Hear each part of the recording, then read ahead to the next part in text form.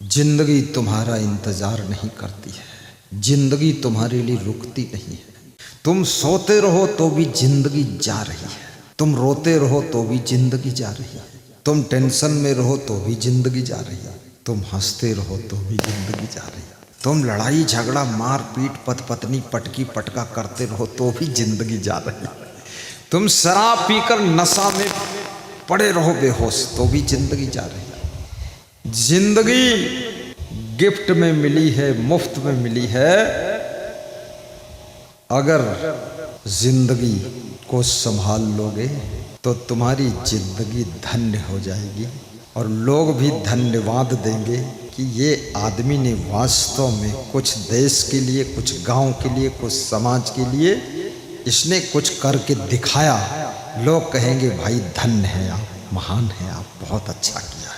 जिंदगी तो जा रही है, चाहे पूजनी बनिए, चाहे निंदनी बनिए, चाहे बंदनी बनिए, चाहे अर्चनी बनिए, चाहे सड़े रहो, चाहे पड़े रहो, चाहे लड़े रहो, चाहे खड़े रहो और चाहे भागते रहो, चाहे व्यभिचार करो, अनाचार, दुराचार, भ्रष्टाचार, चोरी, चंडाली, शराब, कुकर्म, दुष्कर्म सब खूब करते रहो, जिंदगी तो निकल जाएगी। जिंदगी को इससे कुछ लेना देना नहीं है। तुम क्या कर रहे हो? जिंदगी तो सरकती ऐसे जा रही जैसे हवा बहती जा रही है। जिंदगी को जिसने संभाल लिया उसकी जिंदगी धन्य हो जाती है और जिंदगी को जो नहीं संभाल पाया उसकी जिंदगी ही नरक हो जाती है। बोलिए सद्गुरु भगवान की जय।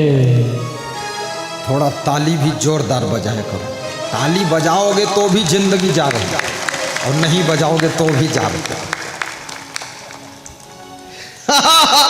ये हाथ ये ताली बजाने के लायक नहीं रहेंगे बुढ़ापे में, ऐसे उठेंगे नहीं।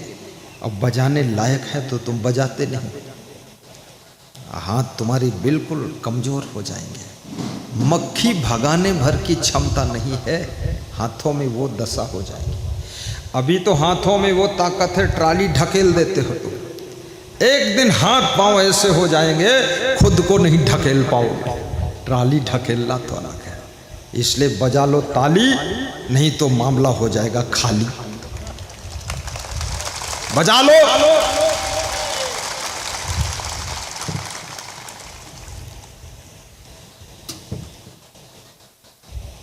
चली जा रही है उम्र धीरे धीरे, चली जा रही, गाओ गाओ दोहराओ, उम्र धीरे धीरे। अरे धीरे धीरे को भी धीरे धीरे गाओ। धीरे धीरे वाला भजन है तो धीरे धीरे गाओ। तुम धीरे धीरे भी गाते नहीं हो, बिल्कुल गाते ही नहीं, चुप पे बैठे रहते हो। अरे जिंदगी जा रही, थोड़ा गा लो, जिंदगी में गुनगुना लो, भजन कर लो। चली जा रही है उम्र धीरे धीरे, चली जा रही है उम्र धीरे धीरे। झुकी जा रही है कमर धीरे धीरे, झुकी जा रही है कमर धीरे धीरे। अब घटी जा रही है नजर धीरे धीरे, नजर भी घटी जा रही है नजर धीरे धीरे। चली जा रही है उम्र धीरे धीरे। लेकिन जो करने के लिए मनुष्य का शरीर मिला था वो करना भूल गए। गर्भवास में भक्त कबूला,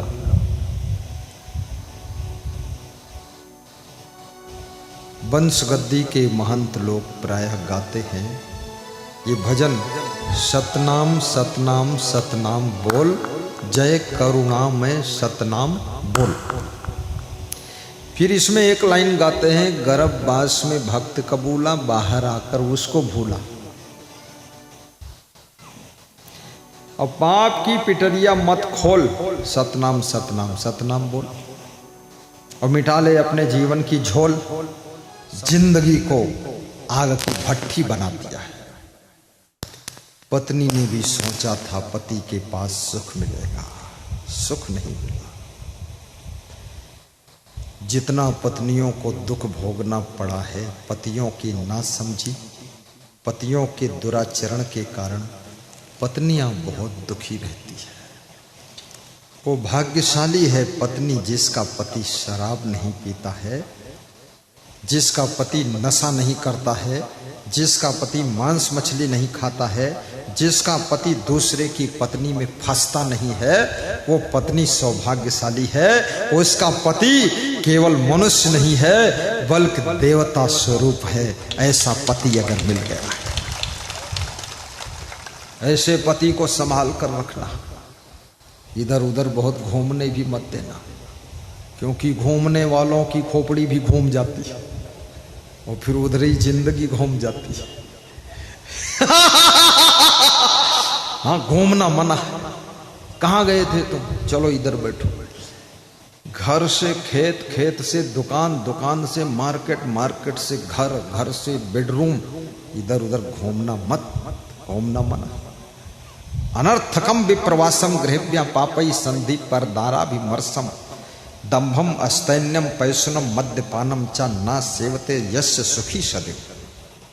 नीतिकार कहता है कि जो निरर्थक घूमता नहीं है, बात समझना, जो व्यर्थ में इधर उधर घूमता नहीं, और जो पराई स्त्रियों से, पराई पुरुषों से संबंध नहीं करता है, और जो अर्थात व्यभिचार नहीं करता है, और जो अनर्थकम विप्रवासम गृहभ्या पापई संधि, दुष्टों से, पापियों से, नालायकों से दोस्ती नहीं करता, दूर रहता। चौथी बात, जो दंभ नहीं करता, दिखावा, ढोंगी, आडंबरी, बाहर से दिखता है बड़ा का बड़ा महात्मा है, अंदर से सड़ा महात्मा है। ऐसा नहीं, नाम लिख दिया महात्मा है, हम अंदर से रात में व्यभिचार करता है, बीड़ी पीता, चुट्टा, ऐसा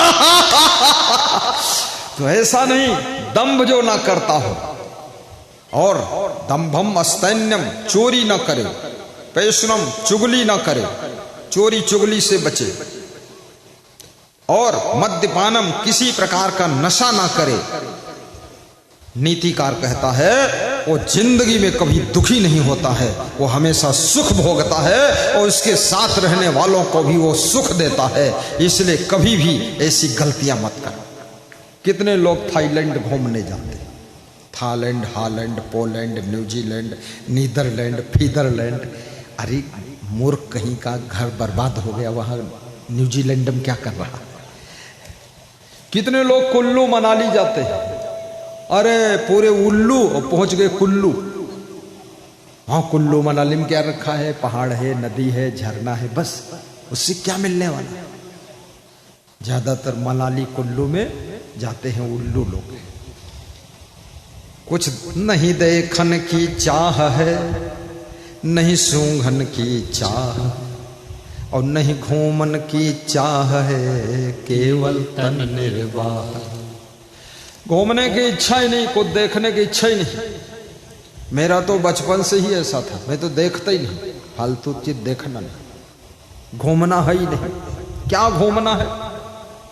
हमारे पास में जो मन है पूरी दुनिया की खबरें दे रहा है, ऐसा मन है, ऐसा ये लगा हुआ है यंत्र सबके पास। जो तुम्हारे मन में है वो दुनिया में सभी के मन में वही है, सबके मन में वही गोबर है।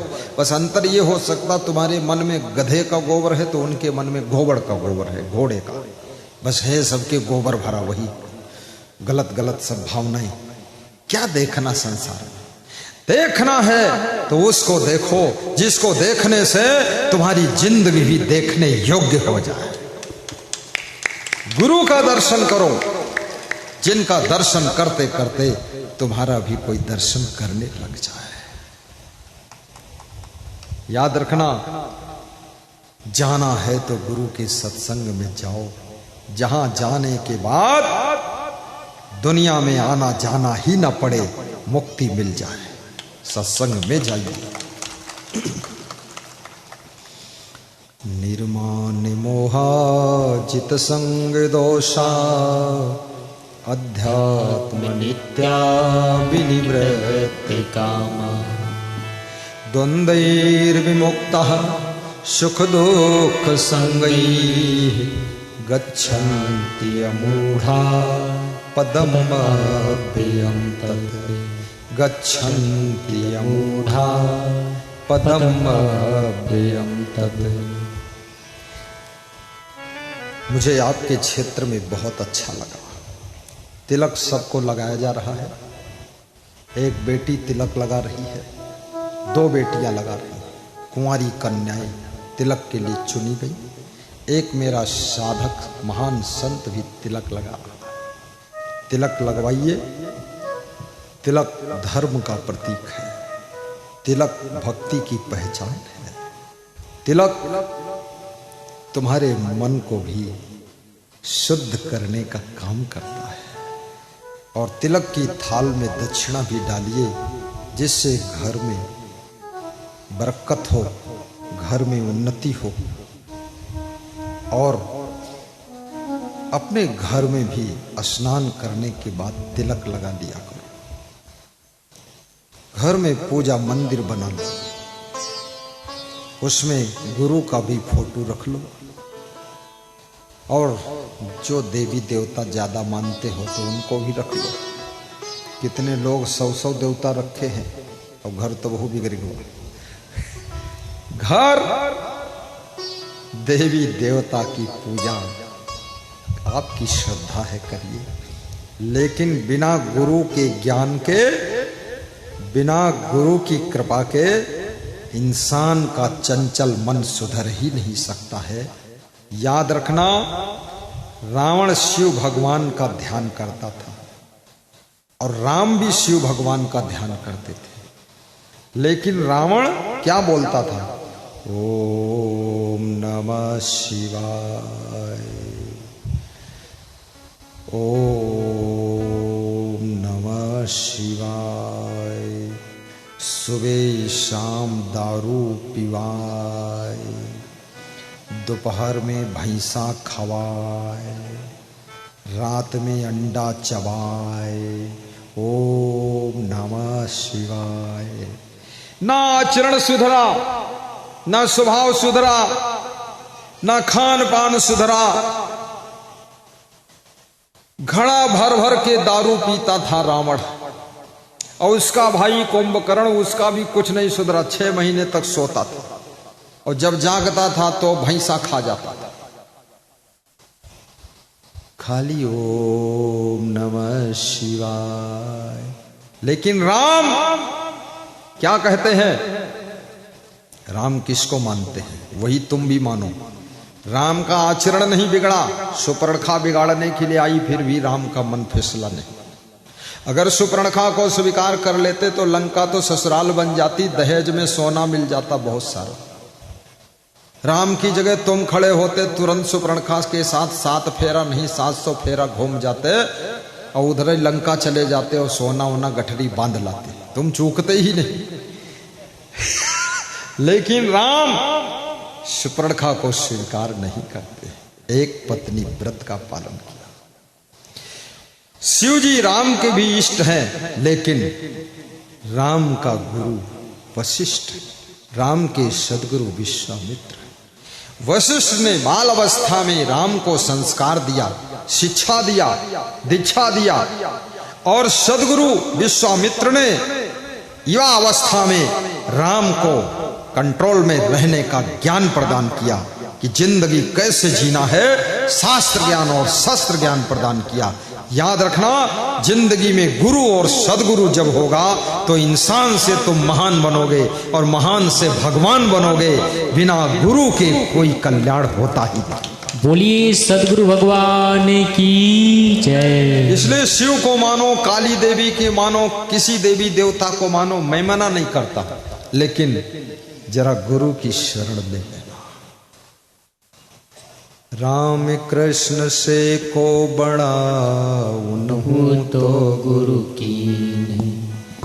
3 लोक के वे धनी, गुरु आगे आ तीन लोक के वह धनी सोचो, और गुरु के आगे अधीन हो गए, चरणों में गिर गए।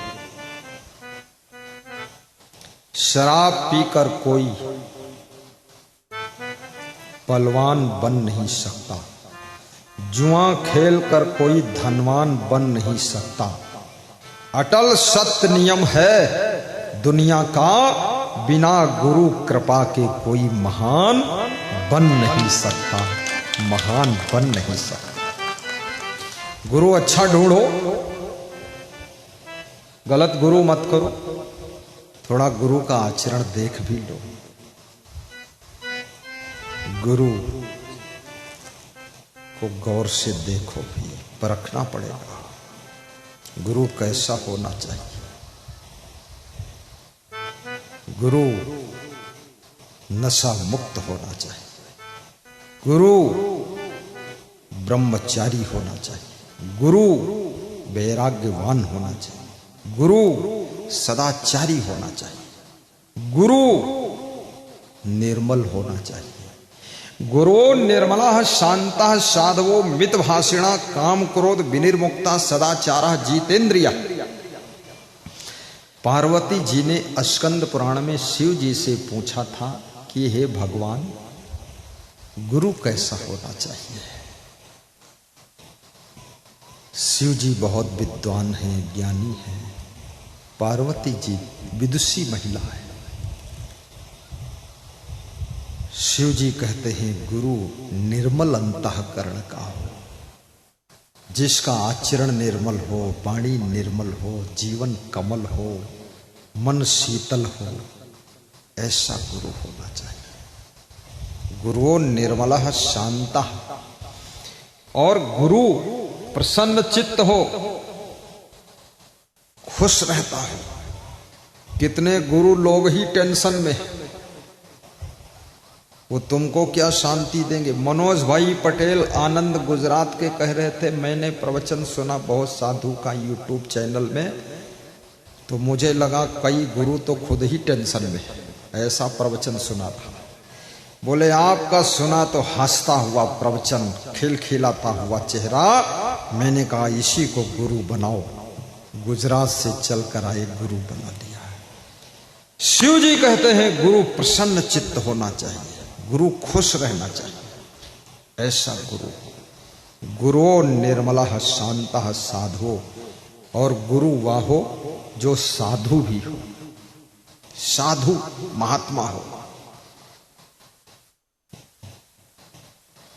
मितभाषिणा, और मितभाषी हो, बकवासी ना हो, कम बोलता हो लेकिन वजन बात बोलता हो। मितभाषिणा, काम क्रोध विनिर्मुक्ता, और काम क्रोध को जो बस में किया, कामी क्रोधी ना हो, बेविचारी ना हो, और क्रोधी ना हो, गम भी खा ले, सह ले, शांति बना ले। काम क्रोध विनिर्मुक्त सदाचार जितेंद्रिया, और सदाचारी हो, दुराचारी ना हो, और जितेंद्री हो, इंद्रियां जिसके बस में हो, ऐसा कोई महान पुरुष मिल जाए तो उसको फट से गुरु बना लेना चाहिए। कल मैं माने गांव गया था, दंडी लाल बघेल के यहाँ, और एतम लाल बघेल, पधरौनी थी उनके यहाँ। थोड़ा प्रवचन सुनाया, फिर गांव के लोग भी इकट्ठे हुए, तो जितने लोग इकट्ठे हुए थे सबने गुरु बना लिया, सबने बना लिया। कोई सोनकर बता रहा था, कोई सोनी हूं, कोई कुछ कुछ बता रहा था, पीछे सरनेम लगाता था, अपन को तो पता नहीं सोनी सोनकर क्या होता, लेकिन सबने गुरु बना लिया। और मुझे उस गांव में अच्छा लगा। ये दंडी लाल बघेल साहब चंवर डुला रहे, इनकी इच्छा थी मैं चंवर डुलाऊं, थोड़ा गुरु की सेवा करूं, तो चंवर डुलाने की सेवा कर रहे।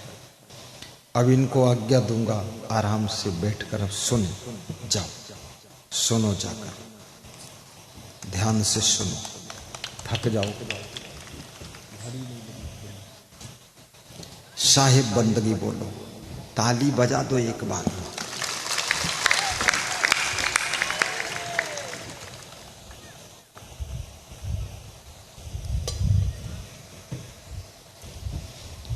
कबीर साहब भी कहते हैं गुरु शिकली गर कीजिए मन ही मशकला दे, जो मन के मैल को मसल कर रगड़ कर छुड़ा दे, ऐसा शिकली गर गुरु कीजिए। और शब्द छोलना छोल के चित्त दर्पण कर दे, चित्त को दर्पण जैसा मांझ कर साफ कर दे। अपने शब्द रूपी छोलना से सारा चित्त पर लगे हुए मैल को छोल दे। क्या बात, जैसे आलू का छिलका छीला जाता ना, छीला जाता कि नहीं, जैसे केले का छिलका उतार दिया जाता, ऐसे गुरु मन के मैल को रगड़कर साफ कर दे। ऐसा शिकली गर गुरु।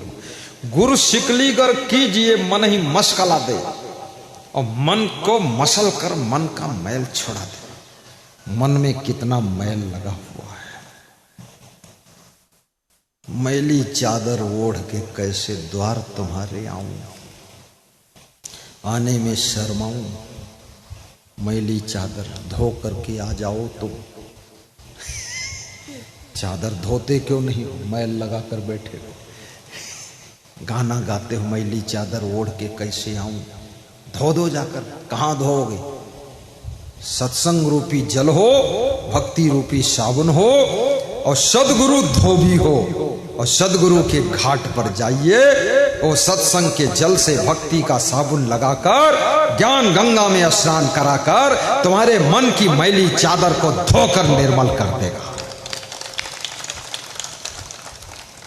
कबीर मन निर्मल भया, जैसे गंगा नीर।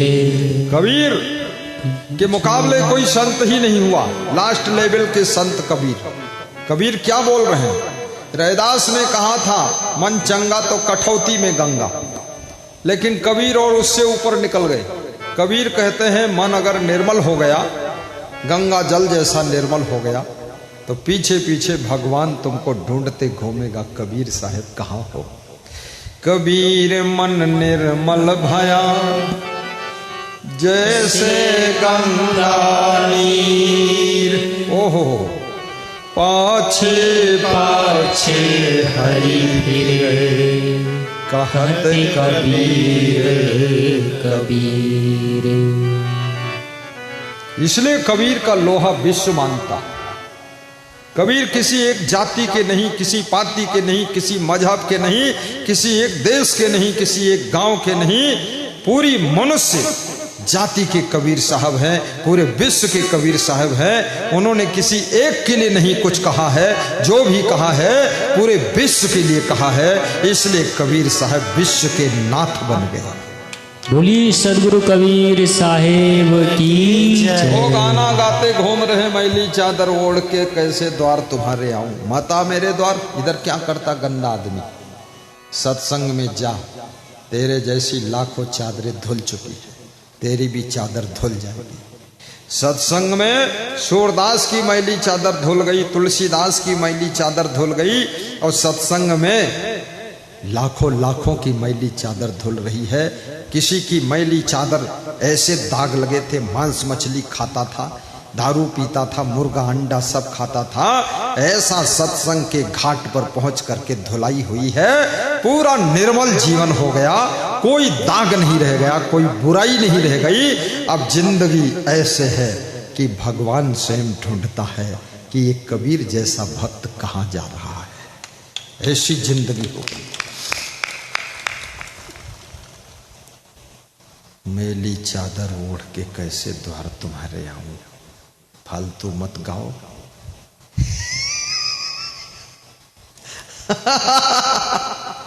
मन ही मन शर्माऊं। शर्माते भी हो, मैल धोते नहीं हो, और गाना गाते हो। कौन तेरा गाना सुनेगा? मैली चादर ओढ़ के। उजली चादर ओढ़ ले, साफ सुथरी ओढ़ ले। क्यों दाग लगाया? इतने दाग लगा दिया बुराइयों के। कबीर साहब कहते हैं, साहेब कबीर जतन से ओढ़ी, ज्यों की त्यों धर दीन ही चदरिया। ऐसे जतन पूर्वक ओढ़ो। जतन, रतन का जतन कर। देखिए वही शब्द आ गया जहां से स्टार्ट हुआ था, रतन का जतन करो। और कबीर कहते हैं साहेब कबीर जतन से ओढ़ी, मैंने जतन पूर्वक इस शरीर रूपी चादर को, जीवन रूपी चादर को ओढ़ा है। ज्यों की त्यों धर दीनी चदरिया, इस चादर में मैंने दाग नहीं लगने दिया, जिंदगी में कोई बुराई नहीं आने दिया।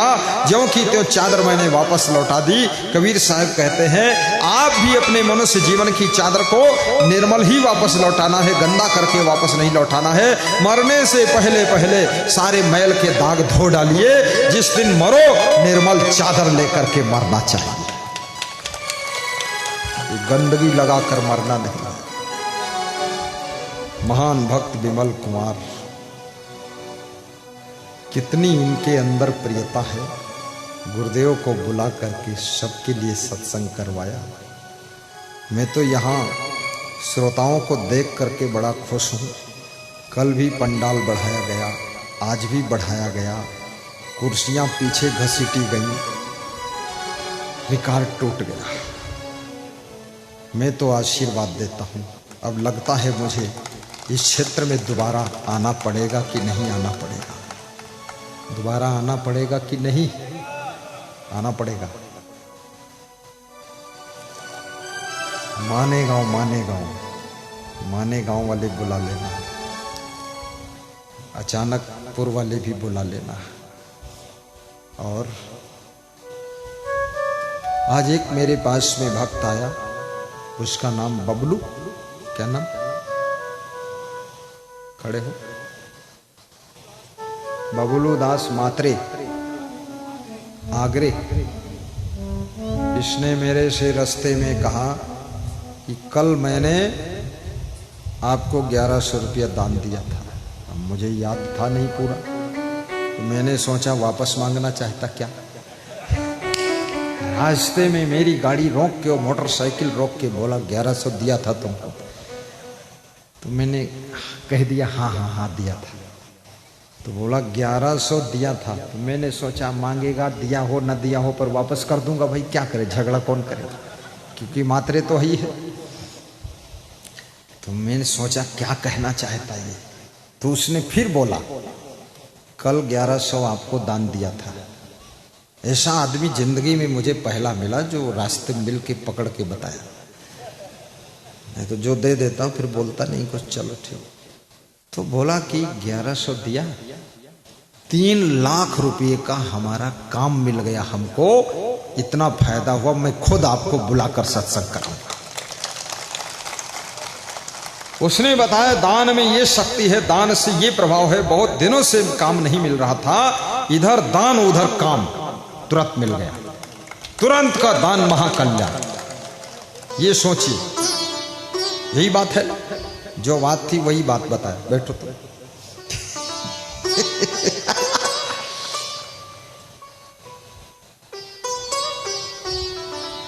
मेरे साथ में एक सज्जन, उसका नाम भूल गया मैं, वो गाड़ी चला रहे थे, उन्हीं की गाड़ी थी, नई गाड़ी।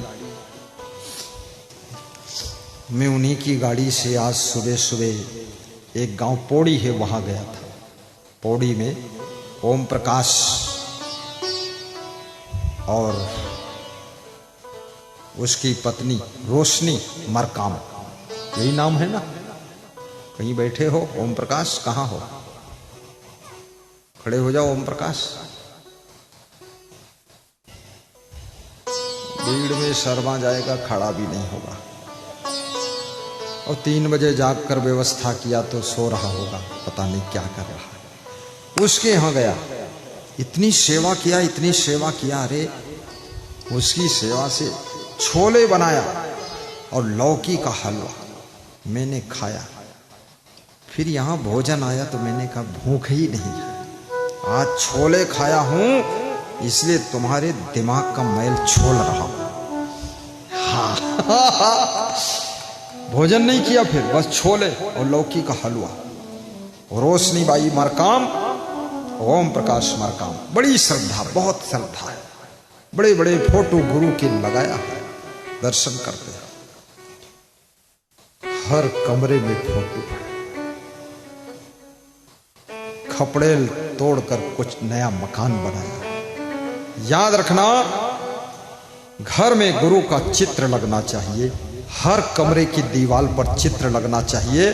चित्र आपके घर के लोगों के चरित्र को बदलने की ताकत रखता है। इसलिए जितने चित्र मिल जाए वो सब चित्र खरीद लेना। गुरु की तस्वीर अगर श्रद्धा से नमस्कार कर लिया तस्वीर को तो तुम्हारी तकदीर बदल देगी।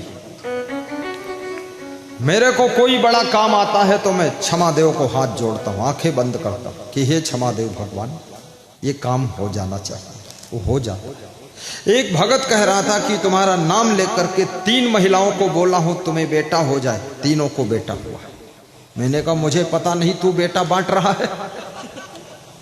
बोले समुद्र को क्या पता कौन बाल्टी भर ले जा रहा है, आपका आशीर्वाद आपके नाम से बेटा देता है। गुरु की शक्ति, गुरु की भक्ति, गुरु का प्रेम, गुरु की बंदगी आपकी जिंदगी को बदल डालती है। गुरुदीक्षा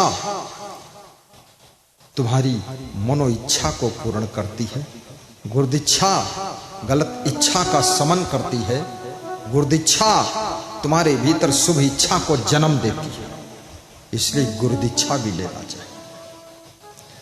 तो मेरी गाड़ी वो चला रहे थे एक सज्जन, मैं भूल गया नाम उसका, क्या नाम, आश्रम वाले जो है कमलेश, कमलेश, कमलेश नाम है। मेरी गाड़ी नहीं थी, गाड़ी भी उसी की थी, मैं खाली बैठा था। तो उसने बताया कि गुरुदेव, जब मैंने सुना आप आ रहे हो तो मैं हैदराबाद से 800 किलोमीटर बाप बेटा गाड़ी चला कर आया दर्शन करने के लिए, और मैं आपको आश्रम जरूर ले जाऊंगा। मैंने 2 करोड़ लगाकर आश्रम बनाया है। और वो कल से आया, मैं कल से उससे बात ही नहीं कर पाया, आज मिला तो बात किया। तो उसकी गाड़ी में बैठा तो मैंने कहा इतनी श्रद्धा, 800 किलोमीटर, तुम मिले कब थे? बोले जब पहले आप आए थे, विमल कुमार तेलासी जी ने बुलाया था, तब भेंट हुई थी, तब से प्रेम है।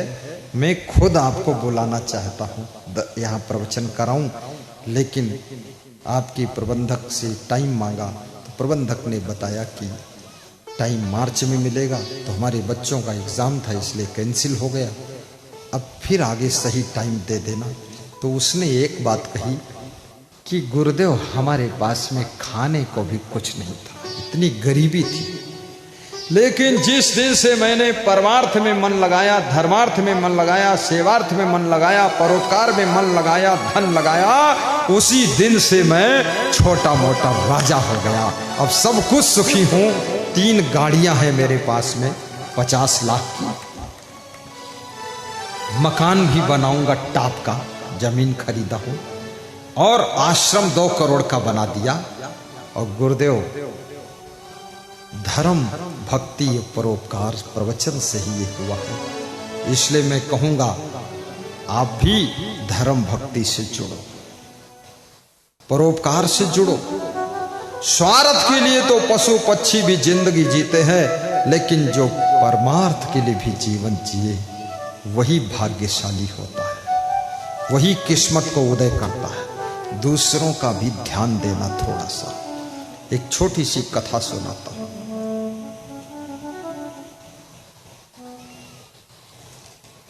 मैंने सुना है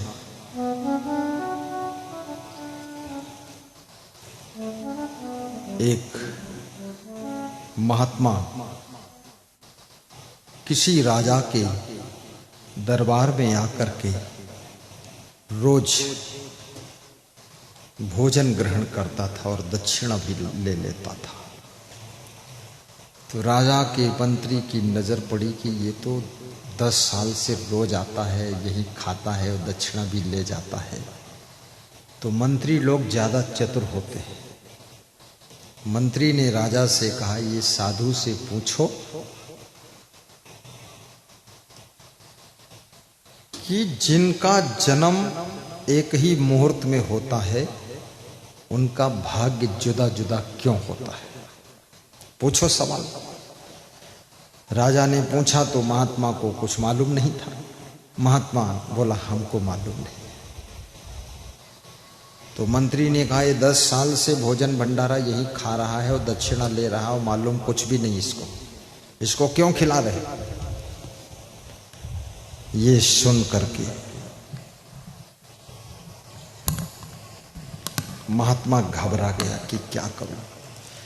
तो उसने कहा कि मुझे तो नहीं मालूम है, लेकिन मेरे गुरु से पूछ लो, मैं कल अपने गुरु को लेकर आऊंगा। गुरु को लाओ।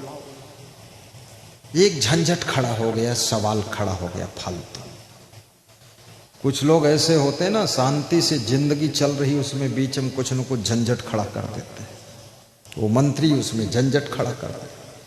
महात्मा शांति से रोज भोजन कर लेता था, दक्षिणा पा जाता था, खुश रहता था, लफड़ा हो गया। दूसरे दिन गुरु आया, फिर राजा ने भोजन खिलाया, दक्षिणा दिया और प्रश्न पूछा कि एक ही मुहूर्त में जन्म लेने वालों का भाग्य जुदा जुदा क्यों होता है? अब वो गुरु को भी नहीं मालूम था। फिर और फंस गया मामला। कई बार ऐसा होता, चेला भी वही मॉडल, गुरु भी वही मॉडल, मालूम कुछ नहीं। हर व्यक्ति के प्रश्न का उत्तर देना ये गुरु का लक्षण नहीं है, ये ज्ञानी का लक्षण नहीं है। उल्ट पुल्ट प्रश्न है, उसका कौन उत्तर देगा? झंझट, फालतू बकवास। तो गुरु ने कहा इसका उत्तर मुझे नहीं मालूम है। गुरु भी वही बात बोला, लेकिन इसका उत्तर आपको पूरब दिशा में 50 किलोमीटर दूर पर एक पहाड़ है, उस पहाड़ पर एक आदमी साधु जैसे कपड़े पहनकर बैठा है, वो उत्तर देगा, वहां जाओ। तो राजा वहां चला गया। वहां गया तो देखा एक आदमी ऐसा बैठा है जो आग जलाकर और उसके कोयला को खा रहा है, साधु जैसा कपड़ा पहने। राजा ने पूछा कि महाराज प्रणाम, प्रश्न का उत्तर। बोले क्या प्रश्न? राजा को लगा ये तो पागल जैसा आदमी है, ये क्या उत्तर देगा। राजा ने पूछा तू कौन? बोले जिस गुरु ने तुमको भेजा है उसका मैं गुरु हूं। तो राजा ने पूछा एक ही मुहूर्त में जन्म लेने वाले बच्चों का भाग्य जुदा जुदा क्यों होता है? तो उस गुरु ने कहा इसका उत्तर हमको भी नहीं मालूम है, लेकिन और पूरब दिशा में 100 किलोमीटर दूर पर एक पहाड़ है, वहां जाइए, वहां एक और साधु जैसे कपड़े पहने बैठा है, वहां जाओ, वो मेरा गुरु है, जाओ। राजा वहां पहुंच गया, फिर वही प्रश्न पूछा, प्रणाम किया।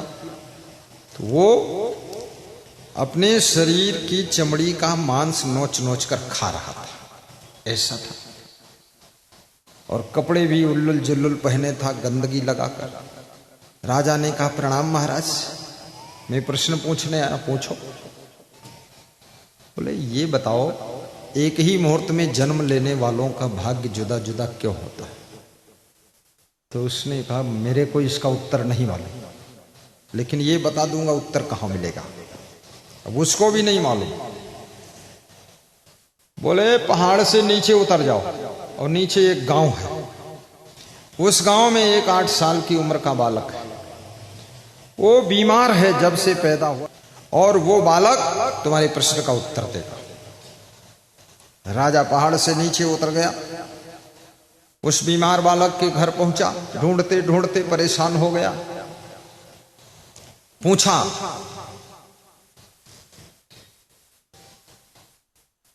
कि तू बीमार है, 8 साल का है, तेरे पास मुझको एक गुरु भेजा है, तू उत्तर बता सकता प्रश्न का? वो बालक खाट पर लेटा हुआ था, बहुत सालों से पड़ा था, बीमार था, कमजोर था। उठकर बैठ गया और हंसने लगा। बोला मैं इसीलिए जिंदा हूं कि तुम्हारे प्रश्न का उत्तर दे दूं, उसके बाद मैं मर जाऊं, इसीलिए जिंदा हूं। पूछो प्रश्न। बोले ये प्रश्न है कि एक ही मुहूर्त में जन्म लेने वालों का भाग्य जुदा जुदा क्यों होता है, बताओ। बोले इसका उत्तर मैं चुटकी बजाते दूंगा, बैठ जाओ। देखो 8 साल का बालक, संस्कारी बालक। लेकिन शर्त है ये प्रश्न का उत्तर देने के बाद मैं जीऊंगा नहीं, मर जाऊंगा, इसीलिए जिंदा हूं प्रश्न का उत्तर देने के लिए। क्या उत्तर दोगे? दे दो उत्तर। तो उसने क्या कहा, एक गृहस्थ व्यक्ति था, उसके 4 लड़के थे और चारों लड़के एक तालाब के पास में स्नान करने गए। कहानी सुनाया, स्नान किया और वहां पर बाटी बनाया, भौरिया बनाया और थोड़ी चटनी टमाटर की बना करके और बाटी और चटनी खाना चाहते थे। और खाने के लिए जब बैठे तो 4 बाटी बनाया था। बाटी समझ रहे हो कि नहीं? एक एक बाटी ले लिया और जब खाने चले उसी समय एक भूखा साधु आ गया, महात्मा। उसने कहा हमको बाटी दे दो, हम बहुत भूखे हैं, 3 दिन के भूखे। तो बड़ा भाई बोला तुझको मैं बाटी खिला दूंगा तो मैं क्या आग खाऊंगा? तो वही मर करके जब जन्म लिया तो आधा पागल बन करके प्रथम पहाड़ पर बैठा हुआ मिला है। वो आग जलाकर और बुझाकर कोयला खा रहा है। वही है जो बोला था तुझको खिला दूंगा तो क्या मैं आग खाऊंगा। और दूसरे भाई से जब मांगा उस साधु ने बाटी, दूसरा भाई बोला आशीर्वाद कि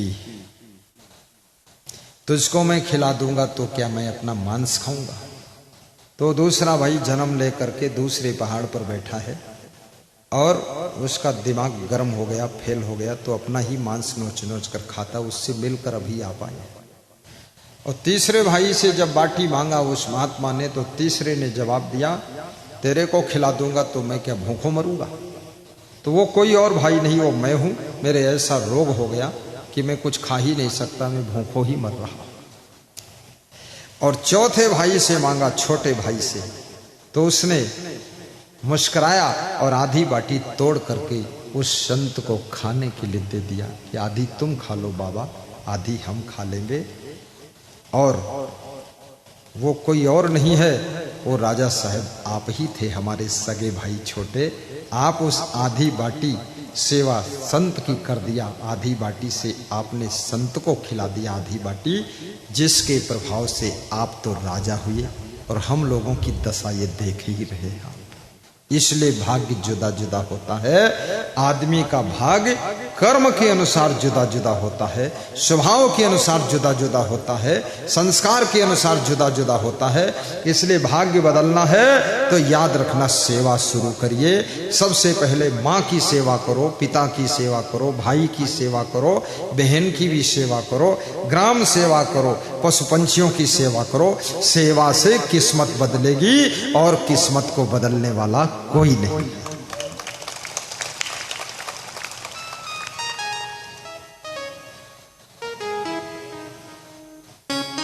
प्रेम की गंगा बहाते चलो, जीवन को निर्मल बनाते चलो। प्रेम की गंगा बहाते चलो, जीवन को निर्मल बनाते चलो। प्रेम की गंगा बहाते चलो, ज्योति से ज्योति जलाते चलो। प्रेम की गंगा बहाते चलो, ज्योति से ज्योति जलाते चलो। ज्योति से ज्योति जलाते चलो। मार्ग में आए दीन दुखी जो, मार्ग में आए दीन दुखी जो, सबको हृदय से लगाते चलो। सबको हृदय से लगाते चलो। प्रेम की गंगा बहाते चलो, ज्योति से ज्योति जलाते चलो। मार्ग में आए दीन दुखी जो, मार्ग में आए दीन दुखी जो, उसको हृदय से लगाते चलो, उसको हृदय से लगाते चलो। प्रेम की गंगा बहाते चलो, जीवन को निर्मल बनाते चलो, ज्योति से ज्योति जलाते चलो। बोलिए सद्गुरु भगवान की जय। यहाँ नेकी बदी दो रास्ते हैं, जरा गौर से सुन लो।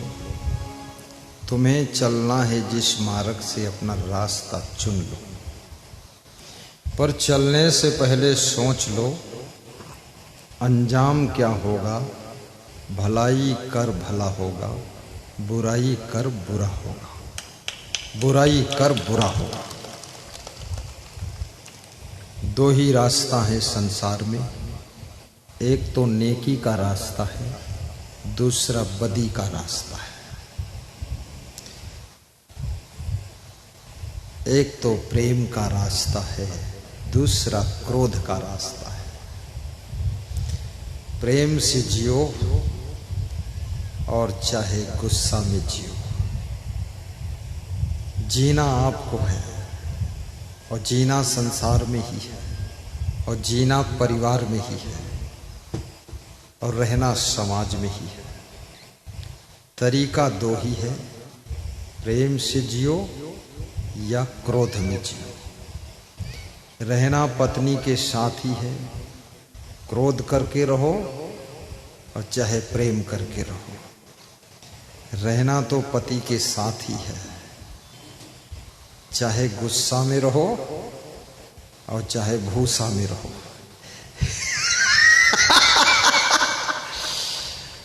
पति के बिना कैसे रह पाओगे? कोई साध्वी थोड़े बन पाओगे।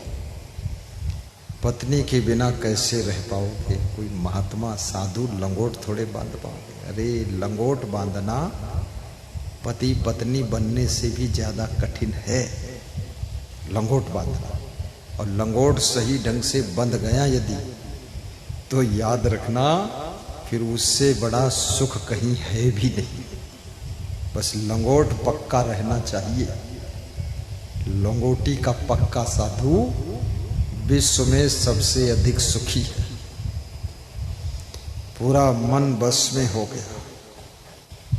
तो ये साधु बनना, कितने जन्मों जन्मों के कर्मों का फल भोगना तुम्हारे आत्मा में है। तुम्हारी आत्मा को भोगना पड़ेगा। और साधु बन जाओगे तो तपस्या की अग्नि से तुम सब कर्मों को भस्म करके मुक्त हो जाओगे। तो इन कर्मों को कौन भोगेगा? इसलिए उन कर्मों का फल भोगने के लिए साधु बन ही नहीं पाओगे। दिमाग घूम घाम के उसी में गिर जाएगा। 2-5 साल लंगोटी मोटी बांध भी लोगे तो भी लंगोटी अलग चली जाएगी, चड्ढी आ जाएगी। ये संत होना, अरे क्या बात है, बहुत बड़ी बात है। लेकिन संत जीवन में सुख तो है, शांति तो है, आनंद भी है, बड़ी मौज है। मैं संत इसीलिए बना। मैं तो पूरा सोच लिया, समझ लिया और पोस्ट ग्रेजुएट पढ़ लिया। 6 साल तो सोचने में लगा। हम 6 साल सोचा हूं तब संत बना। 9th में पढ़ता था तब से सोच रहा था संत बनूंगा, संत बनूंगा। संत बनूं कि ना बनूं, बनूं तो कहाँ बनूं, कैसा संत बनूं, किस पंथ में बनूं, किस गुरु के पास बनूं, और कब से बनूं, अब से बनूं कि तब से बनूं, जब से बनूं, सब से बनूं, कैसे बनूं, कहाँ जाऊं, क्या करूं, किसके पास रहूं, ये सारे प्रश्न चलते थे। और चलते चलते फिर पोस्ट ग्रेजुएट कर लिया और पढ़ाई भी किया। तो अर्थशास्त्र से पोस्ट ग्रेजुएट किया। अर्थशास्त्र का मतलब धन शास्त्र, धर्म शास्त्र से नहीं किया। और धन शास्त्र पढ़ा हुआ व्यक्ति साधु बन गया, धर्म शास्त्र में आ गया, उल्टम पलटम हुआ। तो खूब सोच समझ कर मैं संत हुआ। घर ही में संत जैसा मैं रहता था, घर ही में संत जैसा, बस संतोष, प्रसन्न चित्त, बड़े मगन, बड़े खुश। सब घर के लोग समझ गए ये संत ही बनेंगे। पूछा तुम कैसे रहते हो? हमने कहा संत जैसे रहते हैं। बोले संत बनना? हमने कहा कोई संदेह है क्या? बनेंगे ही, पर गुरु ढूंढ रहा हूं ठीक ठाक मिल जाए। और संत बन गए। संत जीवन में सुख तो बहुत है, शांति भी बहुत है, बड़ा आनंद है। बस एक ही काम करना है, संत को लंगोटी का पक्का होना चाहिए, बस एक ही काम है। मन पूरा कंट्रोल में होना चाहिए, बस और कुछ नहीं, झंझट ही नहीं। फिर तो क्या जरूरत है? ना पति की जरूरत, ना पत्नी की जरूरत, मोह माया है ही नहीं, ना लड़का की जरूरत, ना लड़के की जरूरत, ना बुआ, ना फुआ, ना फुई, ना रुई, मौसा मौसी, ठौसा ठौसी, सब झंझट खत्म। लेकिन ये इतना मोह को छोड़ना आसान नहीं है। कहना आसान है, ये मोह गला दबाता है, मोह रुलाता है। पौ पौ रोते हैं लोग मोह में, ओ ऐसे चिल्लाते हैं मोह। ये मोह कोई साधारण है?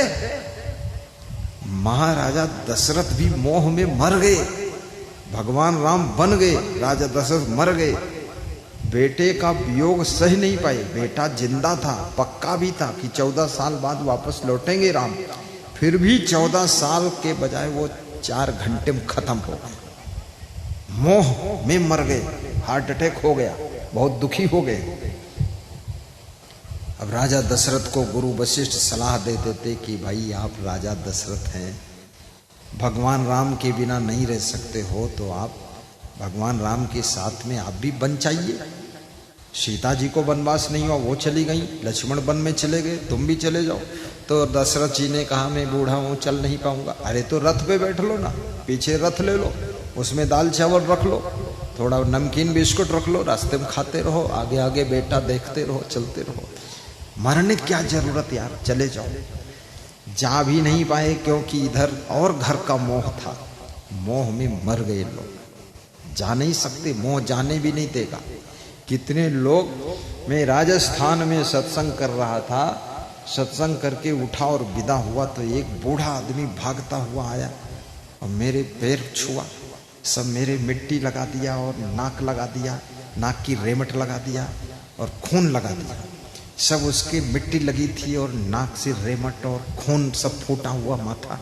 तब ने कहा क्या हुआ? बोले सगे बेटों ने मारा है। तो बेटों ने मारा है तो बाबा ऐसे बेटों से क्या फायदा? बोले आशीर्वाद दो, बेटे लोग ना मारे और ठीक रहे। तुमने कहा ठीक है, तो चलो मेरे आश्रम थोड़ा आप रहो वहां, बेटे लोग आएंगे लेने तो समझा दूंगा, और ऐसे बेटों से क्या फायदा? तो उस बुढ़े ने जो जवाब दिया, सुनने जैसा जवाब, उसने कहा बेटे ना होते तो मारने को भी तरस जाता, कौन मारता है ऐसा? इतनी अच्छी मार मारा है। बोला मैं आपके साथ नहीं जाऊंगा, भले रोज बेटे मारे पर रहूंगा वही। मोह में तुम हट नहीं सकते हो। पशु को जंजीर में बांधना पड़ता, रस्सी में बांधना पड़ता है। स्त्री पुरुष को कोई रस्सी जंजीर में नहीं बांधना पड़ता, अपने आप बंधे रहते हैं। अभी यहां से सब छूटोगे, जो जहां बंधा है वहीं पहुंच जाएगा फट से। हाँ वहीं फट से देखना, तुम्हारी मोटरसाइकिल की स्टीयरिंग उधर ही मुड़ेगी, कार जाएगी, जहां जहां जो बंधा है। ये भीतर का बंधन है, ये मन का बंधन है, ये अंदर की रस्सी है, ये मोह की रस्सी है, ये ममता की जंजीर है। ये साधारण नहीं है, इसको तोड़ना बहुत कठिन है। सारी जंजीरें काट सकते हो छेनी हथौड़ी से, लेकिन मोह की जंजीर को काटना कोई आसान नहीं है। ममता तू न गई मेरे मन से, जाती नहीं। ममता ममता बढ़ती ही जा रही है। मेरे मन से ममता तू न गई मेरे मन से। अभी अभी न्यूज में आया था, एक लड़की ने अपने मन से किसी के साथ विवाह कर लिया। उसके माता पिता इसी दुख में मर गए, आत्महत्या करके मर गए। लड़की ने अपने मन से किसी के साथ में विवाह कर लिया, माता पिता मर गए, दोनों मर गए, आत्महत्या करके मर गए। ये है ममता। ममता में मर जाओगे फिर भी छोड़ नहीं पाओगे। ये कोई साधारण है? ये तो जो गुरु ज्ञान देता है तो शायद मरने से बच जाओ आप। ये गुरु ज्ञान दे रहा नहीं। ये दुखों को सहना बहुत कठिन है। दुखों को सहने के लिए, रंज गम सहने के लिए कलेजा चाहिए। एक से एक दुख है संसार के अंदर, साधारण है संसार, जिनके बिना तुम रह नहीं सकते थे, वे तुमको छोड़कर चले गए। क्या बात है। बेटी बेटी कहती थी और बेटी मुड़कर तुम्हारी ओर देखती नहीं है। इसलिए बेटियों को भी नसीहत दी जा रही है, याद रखना तुम्हारी मां से, तुम्हारे पिता से बड़ा तुम्हारा उपकार करने वाला कोई नहीं है। जवानी के जोश में किसी की रूप सौंदर्य में फंस करके अपने माता पिता को मरने के लिए मौत के मुंह में मत ढकेल देना। मन इंद्रियों को वश में करके माता पिता की खुशी को बना करके तब सांसारिक जीवन जीने की कोशिश करना। ये बेटियों से निवेदन है। मां का कर्ज तो नहीं अदा कर सके बेटा बेटी, अपना फर्ज नहीं अदा कर सके, लेकिन ऐसे ऐसे दुष्कर्म किया कि मां बाप को मार डाला, मर गई। ये माँ बाप बनना कोई आसान बात, बहुत झंझट का काम है। मैं तो देखता हूं जब छोटे बच्चे का जन्म होता है तो माँ बार बार उसके मुंह को देखती है कि होनहार तो लग रहा है। बाप कहता है मस्तक चौड़ा है, बुआ जी कहती आंखें भी बड़ी बड़ी है। अब पता नहीं बड़ी बड़ी आंखों से क्या देखेगा नालायकी बड़ा होने पर। और नाना नानी कहते हैं अरे बाल तो घुंघराले हैं, बाल बड़े घुंघराले। मामा मामी कहते हैं गाल भी बड़े सुंदर है। अरे ये सबको खुशी है, मामा मामी को, नाना नानी को, मौसा मौसी को, दादा दादी को, माता पिता को, भाई बहन को, चाचा चाची को, सब खुश हैं तेरे जन्म से। और तेरा गंदगी सब उठाते हैं, धोते हैं, अपने आंचल का दूध मां पिलाती है। उसके बाद में किसी एक लड़के को देख करके, किसी एक लड़की को देख करके सारे उपकार को तुम भूल जाते हो और भोगों के कुंड में कूद पड़ते हो। वहां मिलता क्या है? कुछ मिलने वाला नहीं है। भोग का परिणाम अथाह दुख ही होता है। वहां सुख कहां? कौन सुख पाया है भोगों के मार्ग में चल करके? विश्व के अंदर कोई सुख नहीं पाया। अगर उसमें सुख होता तो ऋषि मुनि संत नहीं बनते कोई, सब उसी गंगा नहाते जाकर। सुख नहीं है। इसलिए लड़कियों से और लड़कों से भी निवेदन है, जवानी आ रही है, जरा होश में रहे। प्रवचन सुनिए, मेरा प्रवचन ही तुमको बचा सकता और कोई नहीं बचा पाएगा। एक लड़का मेरे पास लखनऊ से आया, रोने लगा, बोला कि मैं जहां किराए से रहता था वो मकान मालिक की लड़की से आंख लड़ गई। तुमने आंख लड़ने दे और कुछ मत लड़ाना था। अरे बोले बहुत मन बेताब हो गया, हम आपके पास आए, आप कुछ समझाओ। तो 1 घंटा उसको समझाया। बोला IAS PCS परीक्षा दे रहा था, सब चौपट हो गया, दिमाग खराब हो गया। ये काम वासना दिमाग खराब कर देती, पागल बना देती है। ये साधारण नहीं है। सत्संग का ज्ञान ही तुमको इस वासना के जंजाल से बाहर कर सकता है। अन्यथा कितने लोगों ने वासना के विष को पी करके अपने माता पिता की स्वयं हत्या किया है, भाइयों की हत्या किया, बहनों की हत्या किया, पत्नी की हत्या किया, पति की हत्या किया। ये वासना, याद रखना, इससे बड़ा विकराल रूप कोई है ही नहीं। इसको कंट्रोल करने के लिए केवल सत्संग ही ताकत दे सकता है। बोलिए सद्गुरुदेव की जय। मैंने समझाया, उसका मन हटा। मैंने कहा मकान छोड़ दो, कमरा छोड़ दो, दूर रहो, 1 साल घर में रहो। घर में रहा, घर ले गया, मुझको दिखाया, हर दीवार पर फोटो गुरुजी का बहुत फोटो लगाया।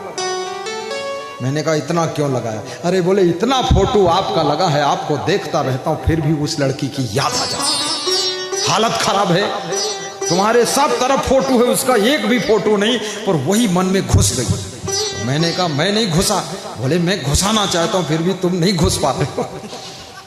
अरे हमने कहा इतना खतरनाक? बोले गुरुदेव क्या करूं, बस तुम्हारा ही सहारा है, पाँव पकड़ता हूं, बचा लो।